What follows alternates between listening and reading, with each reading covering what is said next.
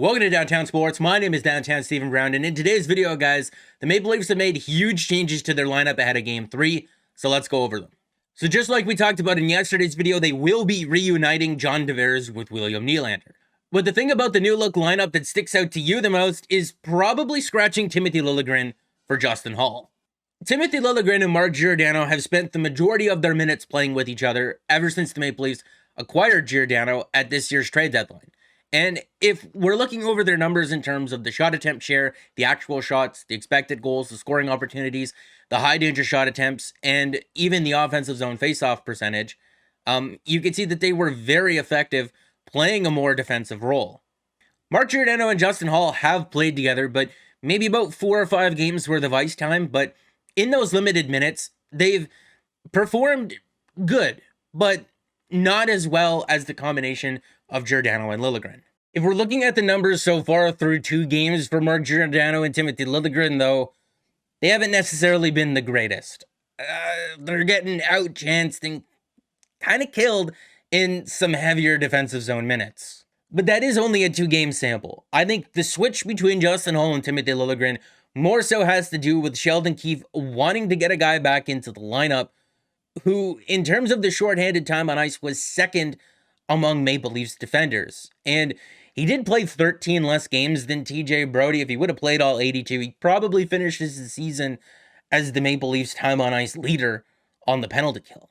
In the previous video that we did here on the channel, we pointed out that there's been 22 power play opportunities between both teams through 2 games so far. And this is playoff hockey. These are not games in October or November. The referees have let it be known how this series is going to be called.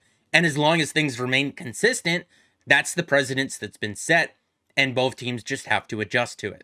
And with Tampa Bay going 3 for 7 on the power play in Game 2, I can understand why the Maple Leafs would want a little bit more stability or a little bit more insurance there. I mean, even if you want to take out the 2 penalties that Wayne Simmonds took in Game 2, they still put themselves shorthanded 5 times in that game. In yesterday's video, we were talking about who the third member of a line with John Tavares and William Nylander could be, and we settled on it being Alex Kerfoot, but we were kind of going back and forth between him and Mikheyev, and I ultimately kind of decided that I like the combination of Mikheyev, Kampf, and Engvall way too much to separate them. They've been absolutely dominant so far this year. The numbers for the trio really just is impressive, especially when you consider that they don't get very many opportunities to play in the offensive zone. A lot of these numbers are being produced where the shift starts at the defensive zone, they win the puck back, they get it out of the Maple Leaf zone, and they drive play back up ice and create an offensive opportunity for themselves. But then, once we got to that fourth line, we really didn't know what to do, and we were more so just having a conversation back and forth, and I was suggesting a couple of ideas. A lot of people were wanting to see Jason Spezza get back into the lineup for Game 3, and Sheldon Keefe did say that he would factor in at some point in this series. And I'd said in my last video, I had forgotten the guy had 3 goals and 5 points in 7 games in that series against the Montreal Canadiens last year. The series against the Blue Jackets, he even fought. He's proven that he will do anything to win in the playoffs, and having a guy like that in there definitely doesn't hurt. But out of the 3 guys that were there last game, Wayne Simmonds, Ondrej Kase, and Colin Blackwell, Ondrej Kase played almost twice as many minutes as those other 2 guys. Because he played that many more minutes, I didn't feel like it was going to be Kase coming out of the lineup in favor of a guy like Jason Spezza. And if you did roll with Wayne Simmonds, Jason Spezza, Kyle Clifford, those 3 guys on that line, that just seems way too slow to play up against the Tampa Bay Lightning. But if you have one of them there, with Jason Spezza and Ondrej Kase, that the identity of that line just kind of gets lost. I really don't know what it is. Are you trying to generate offense with it? Because if you are, that's not the best combination for a fourth line that you could throw out there. So the Maple Leafs opted to go with this instead, having Pierre Engvall, Colin Blackwell, and Jason Spezza on that fourth line. Blackwell and Pierre Engvall definitely create a lot more speed for you.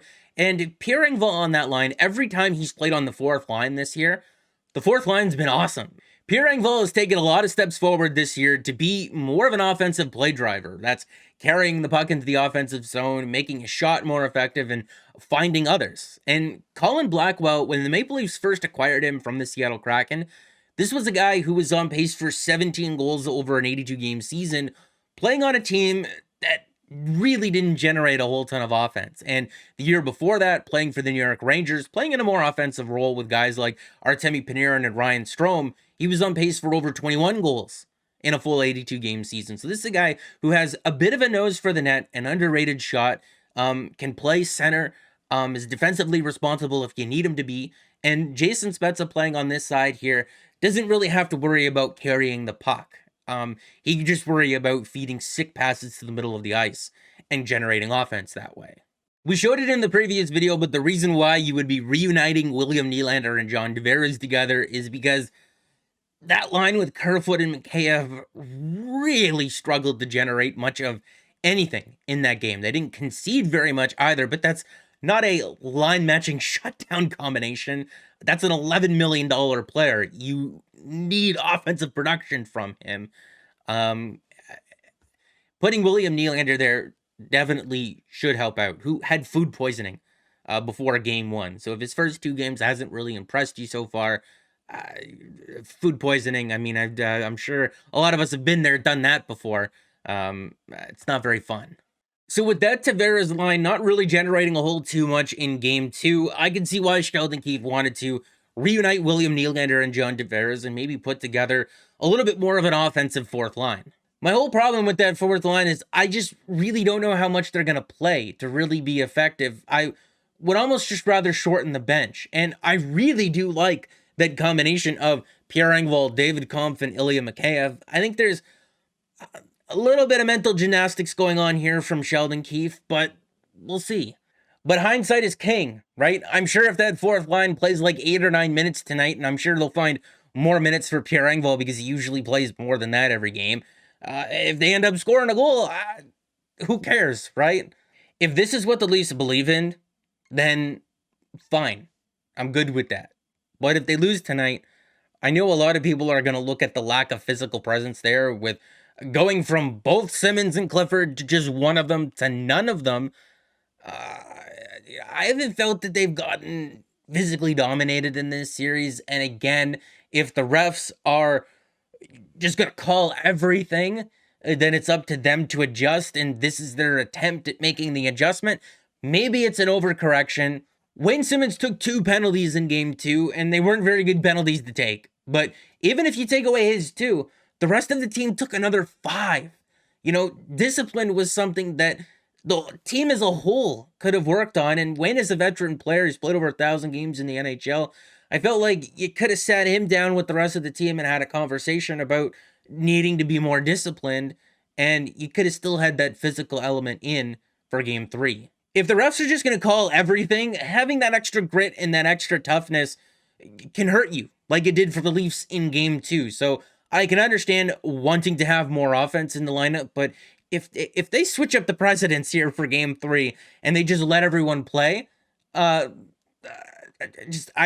really hope that they're just consistent. But that's going to be it for the video, guys. So make sure to let me know what your thoughts and opinions are down below in the comment section, and to like the video if you did like it, and subscribe for more because more is always on the way. And guys, remember, I don't feel like I gave my opinion very much in this video. I just kind of showed the line changes and then talked about, you know, why or what they were maybe thinking when they made those changes. Don't come after me for the lineup changes in the comment section. I know some people like to just vent, but you know, let's have a conversation back and forth. You know, for the first hour that this video is up, I'm gonna respond to all of the comments. I don't have anything else better to do anyway, so I'll see you in the comments section. And hopefully they win game 3. So we'll see how it goes.